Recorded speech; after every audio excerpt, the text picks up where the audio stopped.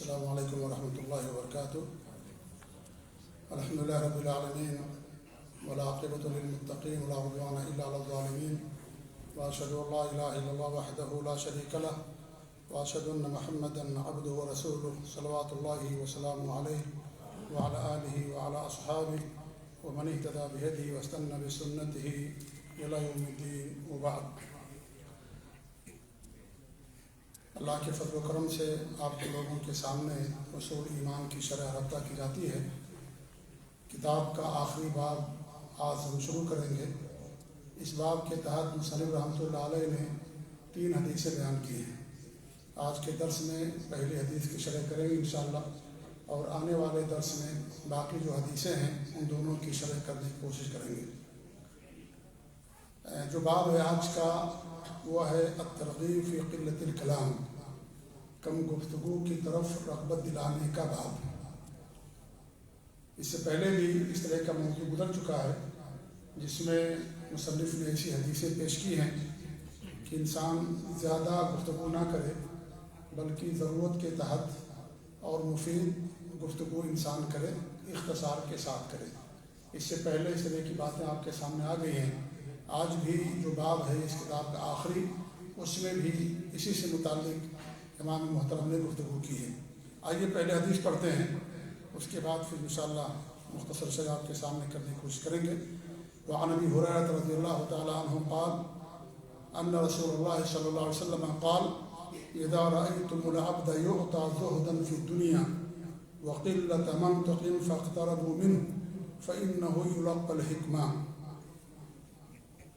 یہ بحقی کی روایت ہے۔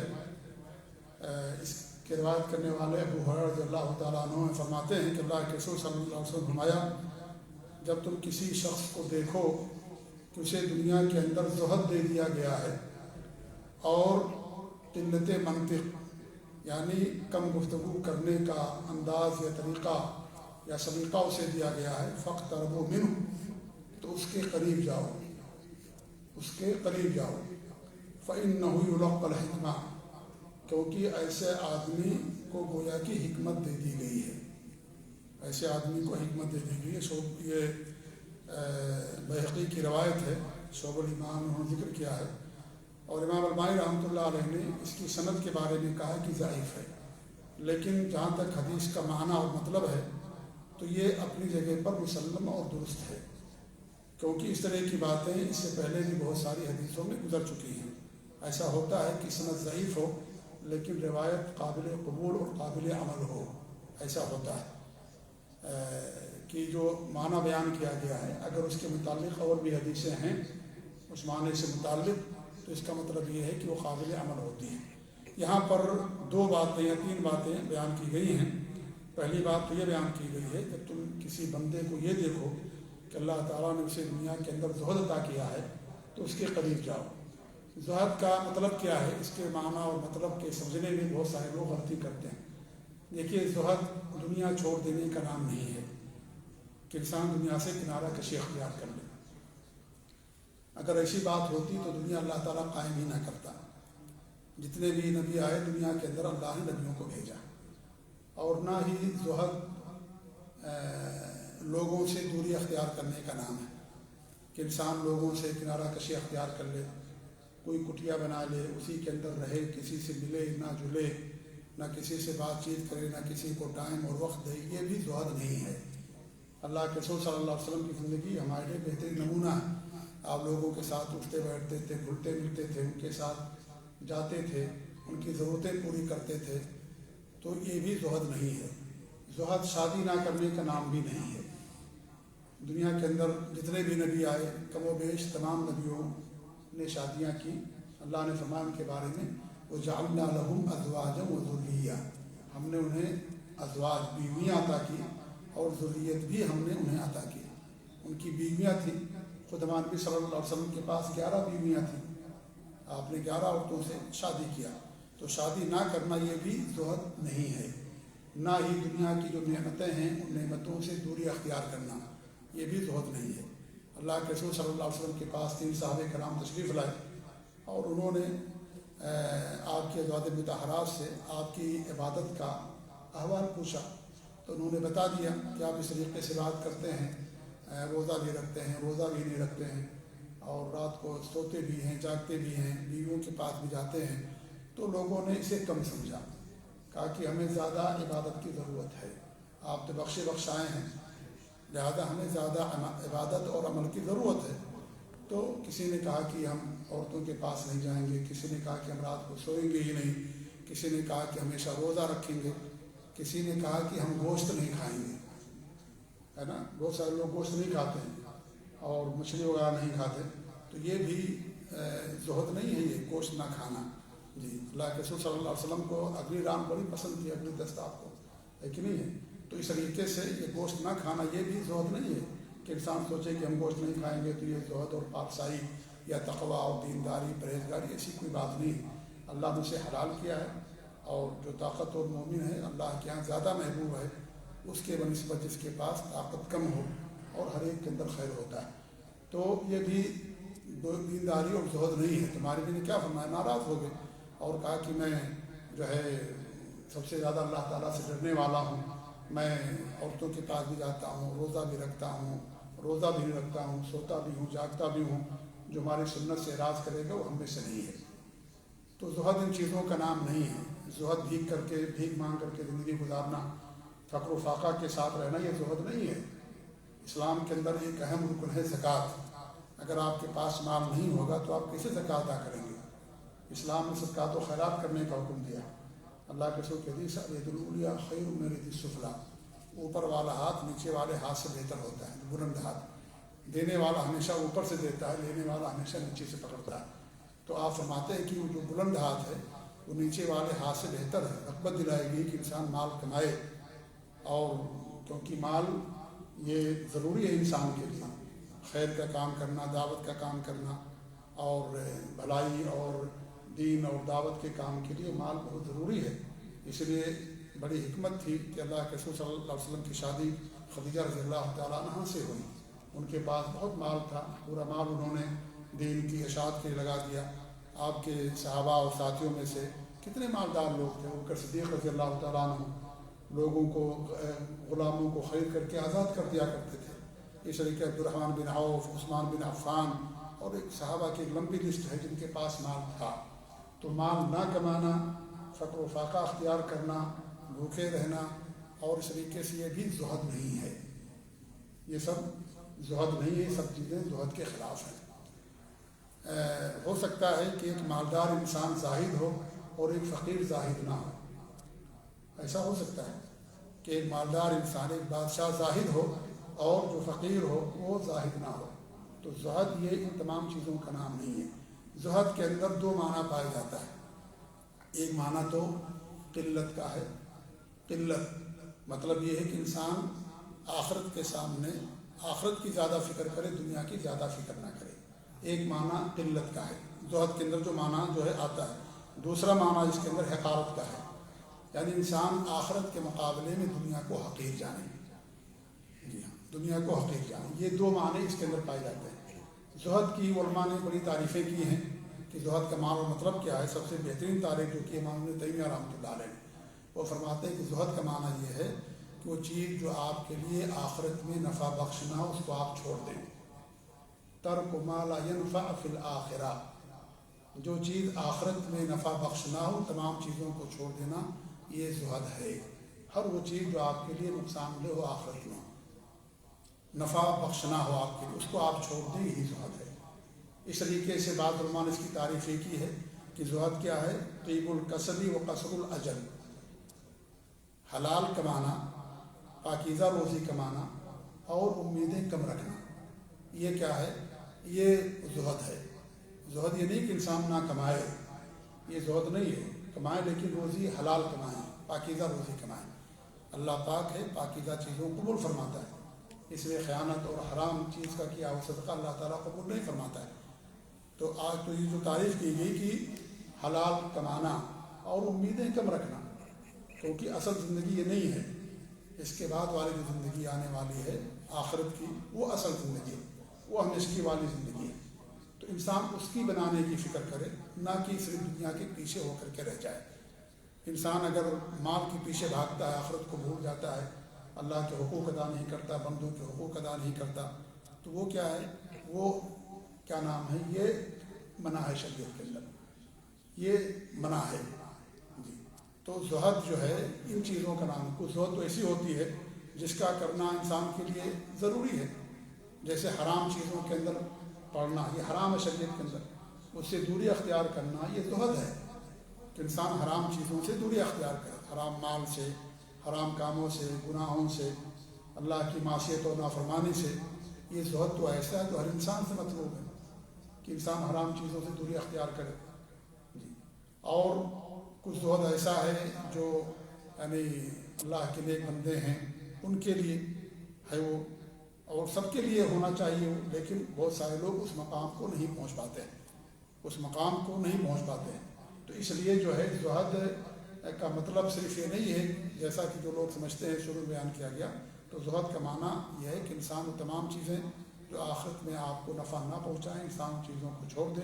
اس لیے بعض علماء نے زہد کی یہ تعریف کی ہے کہ اشکر اللہ عند السراء والصبر عند الضراء، آپ کو نعمت ملے اللہ کا شکر ادا کریں، تکلیف اور پریشانی ہو اس پر صبر کریں، اسی کا نام زہد ہے۔ نعمت ملے اللہ کا شکر ادا کریں کہ یہ نعمت اللہ کی طرف سے ہے، آپ اللہ سبب الاسباب، اللہ نے سبب بنایا اور اللہ دینے والا ہے، لہذا اللہ تعالیٰ کا شکر ادا کریں، اور جو مصیبت اگر آتی ہے تو اس پر آپ صبر کریں، واویلا آپ اس پر نہ مچائیں۔ اس طریقے سے بعض علماء نے تفسیر کی ہے یہ معنی کہ الاخذ بما تیسر من متاع الدنیا الحلال، کہ آسانی سے دنیا میں جو حلال چیزیں مل جائے اس کا لینا انسان کا، یہ نہیں کہ انسان یعنی آخرت کو بھول کر کے اسی کے پیچھے پڑا رہے اور حرام چیزوں کو لے، اس لیے حلال چیز لینا، حرام سے تو دوری اختیار کرنا ہر ایک کے لیے ضروری ہے۔ والقناعۃ بہ، اور اس پر قناعت اختیار کرنا کہ اللہ نے جو دیا اس پر آپ قناعت اختیار کریں، یعنی آپ کو اس پر اطمینان ہو کہ ہمارے لیے جو ہے جو اللہ نے دیا اس پر ہم خوش ہیں، راضی الحمدللہ، یہ معنی ہے قناعت کا کہ ہم اس پر راضی ہیں اور اس پر ہم خوش ہیں جو اللہ نے ہمیں دیا ہے، لیکن حلال طریقہ انسان اپناتا رہے، یہ منع نہیں کیا گیا ہے۔ ما سخاوت النفس و سلامت القلب، انسان سخی بھی ہو اس کا نفس، اس لیے آپ دیکھیں گے بہت سارے مالدار لوگ ہیں لیکن وہ اصل مالدار نہیں ہیں، کیونکہ اس سے پہلے بھی بات بیان کی گئی کہ اصل مالداری دل کی مالداری کا نام، دل کی سخاوت کا نام، بہت مال ہے ان کے پاس لیکن خرچ نہیں کرتے ہیں وہ، نہ اپنے اوپر، نہ اہل و عیال پر، نہ رشتہ داروں پر، اور نہ ہی اللہ کے خیر کے کاموں میں اس پر نہیں خرچ کرتے ہیں تو، حالانکہ ان کے پاس مال ہے بہت، تو سخاوت بھی ہونی چاہیے، یہ بھی زہد کے اندر چیز شامل ہے۔ وہ سلامت القلب، اور دل سلیم ہو انسان کا، دل پاک ہو، دل کے اندر دنیا کی زیادہ حرص نہ ہو کہ انسان دنیا ہی کے پیچھے پڑا اور آخرت کو بھول جائے۔ تو زہد جو ہے ان چیزوں کا نام ہے، زہد دنیا سے کنارہ کشی اختیار کرنے کا نام نہیں ہے، یہ روحانیت صوفیت ہے، یہ سادھو پن ہے جو دیگر مذاہب کے اندر ہے، دین اسلام کے اندر نہیں ہے کہ انسان دنیا سے الگ ہو جائے۔ اللہ کے رسول صلی اللہ علیہ وسلم کی حدیث ہے، وہ مومن جو لوگوں کے ساتھ، المؤمن الذی یخالط الناس ویصبر علی اذاہم خیر من المؤمن الذی لا یخالط الناس ولا یصبر علی اذاہم۔ آپ فرماتے وہ مومن جو لوگوں کے ساتھ گھل مل کر کے رہتا ہے، ان کی اذیتوں پر صبر کرتا ہے، اس مومن سے بہتر ہے جو لوگوں سے الگ تھلگ رہتا ہے اور دوری بنا کر کے رکھتا ہے اور ان کے تکلیفوں پر صبر نہیں کرتا۔ تو تکلیف آئے گی، صبر کرنا آپ کو۔ حضرت لقمان نے اپنے صاحبزادے بیٹے کو وصیت کرتے ہوئے فرمایا تھا، وَاصْبِرْ عَلَىٰ مَا أَصَابَكَ إِنَّ ذَٰلِكَ مِنْ عَزْمِ الْأُمُورِ، صبر کرو جو لوگوں کی طرف سے پہنچے۔ ہمارے نبی کو تکلیفیں لوگوں نے دی، انہوں نے اس پر صبر کیا، یہ نہیں کہ انسان اپنا الگ گھرودہ بنا لے، الگ کٹیا بنا لے، گھر بنا لے، سب سے خانقاہ بنا لے۔ ہمارے یہاں خانقاہیں ہوتی ہیں صوفیوں کی طرف سے، وہ جائیں گے وہاں پر جو ہے اللہ کا ذکر کریں گے، ہو اللہ ہو اللہ ہو، سینے کا ضرب لگاتے ہیں، پتہ نہیں کیا کیا لوگوں نے طریقہ بنا رکھا ہے اللہ تعالیٰ کے ذکر کی، ساری چیزیں غلط ذکر ہیں، یہ سب صوفیانہ ذکر ہیں۔ ہمارے بھی نے کبھی ایسا کوئی ذکر نہیں کیا۔ مسجد ہے، پنج وقتہ نماز کے لیے آئیے، وہاں نماز پڑھیے، اعتکاف انسان کرتا ہے رمضان کے مہینے میں، اور اس طریقے سے نماز کے لیے یہاں پر آتا ہے، قرآن کی تلاوت کرتا ہے، اس کے علاوہ کوئی چیز نہیں کہ انسان ذکر کے لیے الگ خانقاہ بنا لے۔ بڑی بڑی خانقاہیں ہمارے یہاں ہیں، وہاں لوگ جائیں گے، رات کو لائٹ بند کر دیں گے اور لائٹ بند کر کے ہو اللہ لا الہ لا الہ الا اللہ، پتہ نہیں کیا کیا لوگوں نے ذکر و اذکار بنا رکھا ہے. یہ سب باطل اور بدعی اذکار ہیں. ان تمام چیزوں سے دوری اختیار کرنا انسان کے لیے ضروری. تو یہ زہد نہیں ہے. جی ہاں، زہد کیا ہے؟ جو آپ کے سامنے بیان کیا. انسان حرام چیز سے دوری اختیار کرے، دل کو پاک و صاف رکھے، دل کے اندر سخاوت ہو اور آخرت کے لیے زیادہ کوشش کرے. دنیا ہی کا ہو کر کے نہ رہ جائے انسان، اور دنیا کو بھی. اللہ نے خود قرآن کریم کے اندر بیان کیا ہے کہ دنیا میں جو اللہ نے تمہارا حصہ رکھا اسے لو، لیکن آخرت کو نہ بھولو. اصل ہماری زندگی آخرت کی ہے. تو یہ اصل زہد ہے. تو ہمارے نبی فرماتے ہیں کہ جسے دنیا کے اندر زہد دے دیا گیا اور اسے قلت منطق، کم گوئی، وہ بات کم کرتا، زیادہ نہیں کرتا. کیونکہ بہت زیادہ بات کرنا یہ بھی، انسان جتنا زیادہ بات کرے گا اتنا زیادہ اس سے غلطی ہو سکتی ہے، اس سے زیادہ غلطی ہوگی. اسے اللہ کے سب حدیث ہے، سب سے زیادہ انسان کی غلطی زبان سے ہوتی ہے. اکثر و خطایا بنی آدم کے انسان، اللہ کے سب کی صحیح حدیث ہے کہ سب سے زیادہ بنی آدم انسان زبان میں غلطی کرتا ہے. زیادہ انسان بولے گا تو زیادہ انسان کیا کرے گا؟ غلطی بھی کرے گا. جی ہاں، تو اس لیے کم انسان بولے، ضرورت پر بولے، مفید انسان گفتگو کرے. وہ گفتگو نہ کرے جو کیا نام ہے، جسے جو نقصان دہ ہو اور فائدے مند نہ ہو. فَإِنَّهُ يُلَقَّى الْحِكْمَةَ، ایسا انسان گویا کہ اسے حکمت دے دی گئی. اور حکمت کی بات ہے. اور سب سے بڑا حکیم وہی ہے جو آخرت کی فکر کرتا ہے، وہی سب سے بڑا حکیم ہے. آپ دیکھیں ہمارے یہاں لقمان حکیم کے تعلق سے لوگوں نے بہت ساری چیزیں مشہور کر رکھی ہیں، لیکن حکیم اصل وہ ہے جو آخرت کی فکر کرتا ہے اور دین سے وابستہ رہتا ہے. وہ اصل حکیم ہوتا ہے. وہ حکیم نہیں دنیا دار ہو، دنیا کے لیے کرے، وہ اصل حکیم نہیں ہے.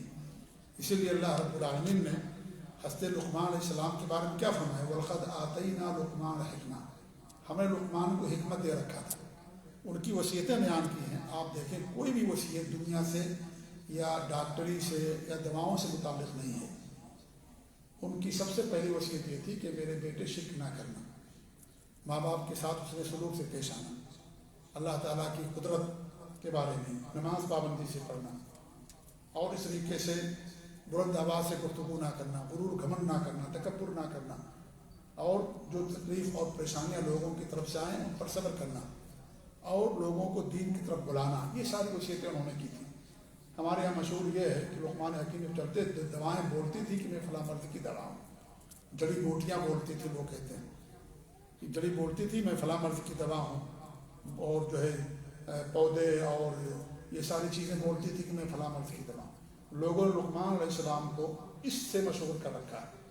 حالانکہ اللہ رب العالمین نے ان کی کوئی وصیت دواؤں سے متعلق نہیں بیان کی، ساری وصیتیں ان کی دین سے متعلق ہیں. اصل حکمت یہ ہے، اصل حکیم وہ ہے جو آخرت کی فکر کرتا، جو اصل زندگی آنے والی ہے. حکمت اسی کا نام ہے کہ انسان سمجھے کہ کیا بہتر ہمارے لیے ہے، کون سی چیز ہمارے لیے زیادہ مفید ہے، اسی کا نام حکمت ہے. تو یہ اصل حکمت ہوتی ہے. جی، تو جس آدمی کے اندر یہ چیزیں پائی جائیں وہ ہے کہ وہ حکیم انسان. دنیا کے اندر زہد، اور اس زہد کا انسان کو آخرت کے اندر فائدہ ملنے والا جنت کی شکل میں. دنیا میں انسان اگر شراب کو چھوڑتا ہے، حرام چیزوں کو چھوڑتا ہے، تو اللہ تعالیٰ اس کے لیے جنت کے اندر شراب کو حلال کرتا ہے. جنت میں شراب آپ کو حلال ملے گی. انسان ریشم کپڑا یہاں نہیں پہنتا ہے، سونے اور چاندی کے برتنوں میں انسان نہیں کھاتا. ہمارے نے کیا بنایا؟ یہ ان کے لیے دنیا میں، تمہارے لیے آخرت کے اندر ہے. دنیا میں آپ چھوڑ دیں گے، اللہ تعالیٰ اسی کے مطابق آپ کو آخرت کے اندر بدلہ نصیب فرمائے گا. تو زہد کا جو نتیجہ ہے وہ جنت کی شکل میں ہے، اور وہاں اللہ تعالیٰ ان تمام چیزوں کو ہمارے لیے حلال کرے گا. تو اس طریقے سے یہ اس کا اصل حکمت یہ ہے کہ انسان دنیا کے بجائے آخرت کی فکر کرے، اور دنیا اتنی لے جتنا اس کے لیے گزارنے کے لیے کافی ہو، اور حلال طریقے سے لے. اور اللہ تعالیٰ اسے دنیا دے، مال دے، تو اس مال کو اللہ کی راہ میں خرچ بھی کرے. یہ ساری چیزیں زہد کے اندر آتی ہیں. حکمت کا بہت سارا معنی ہے. حکمت نبوت کے معنی میں بھی آتا ہے. حکمت شعور، عقل مندی اور دانش مندی اور ان تمام چیزوں کے اندر بھی حکمت کا معنی حکمت کا لفظ استعمال کیا جاتا ہے۔ حکمت جو ہے حدیث کو بھی کہا گیا ہے، اور قرآن میں جہاں بھی الکتاب والحکمہ ایک ساتھ آئے، علماء نے بیان کیا، امام ابن قیم رحمۃ اللہ علیہ دیگر علماء نے، کہ وہاں پر حکمت سے مراد اللہ کے رسول صلی اللہ علیہ وسلم کی حدیثیں ہیں اور آپ کی سنت ہے۔ جہاں بھی اللہ نے بیان کیا یعلمہم الکتاب والحکمہ، کہ آپ صلی اللہ علیہ وسلم لوگوں کو کتاب اور حکمت کی تعلیم دیتے ہیں، تو وہاں پر مراد کیا لیا گیا ہے؟ وہاں پر مراد سنت لیا گیا ہے۔ تو حکمت سنت کے معنی بھی ہے، قرآن بھی پورا کا پورا حکمت ہے، اللہ کے رسول کی پوری حدیثیں حکمت ہیں، یہ ساری عقل اور دانش مندی کی باتیں ہیں۔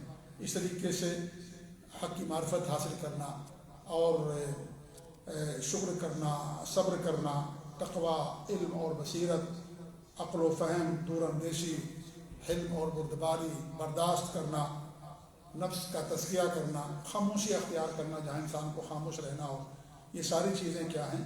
یہ سب کے سب حکمت کے اندر آتی ہیں، سب حکمت کہلاتی ہے جی۔ تو جسے چیزیں دے دی جائیں وہ کیا ہے؟ اسے گویا کہ اللہ کی طرف سے حکمت دے دی گئی، قوت فیصلہ، انسان کو فیصلہ کرے تو اس کے اندر حق کے مطابق فیصلہ کرے، اللہ تعالیٰ اسے یعنی زبان سے حق نکلوائے اور کتاب و سنت کے مطابق فیصلہ ہو، یہ ساری چیزیں حکمت کہلاتی ہیں۔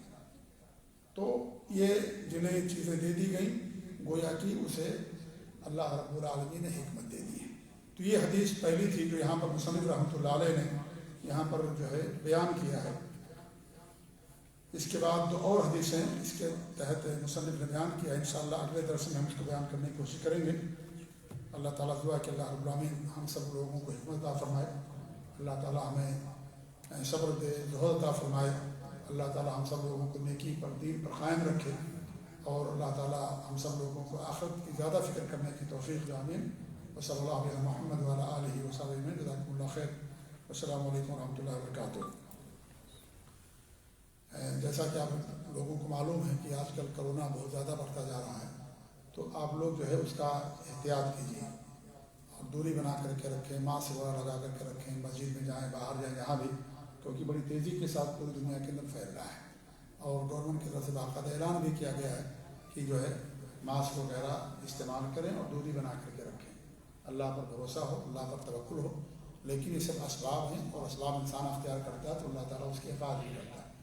اللہ نے دنیا سبب پر بنایا ہے، آپ دوا لیں گے اللہ تعالیٰ شفا دے گا، ہے کہ نہیں ہے؟ محنت مزدوری کریں گے، تجارت کریں گے، تب اللہ تعالیٰ مال دے گا۔ دنیا اللہ نے سبب پر بنا کر کے رکھا ہے، یہ سبب بھی انسان کو اختیار کرنا چاہیے۔ تو اللہ تعالیٰ اس بیماری سے ہم سب کو محفوظ رکھے، پورے مسلمانوں کو سب کو محفوظ رکھے، اور دنیا سے اس بیماری کو اللہ تعالیٰ دور کرے، اس کا جو ہے خاتمہ کرے، اور اللہ تعالیٰ سب کے حفاظت کا آمین۔ جزاکم اللہ خیر، السلام علیکم ورحمۃ اللہ وبرکاتہ۔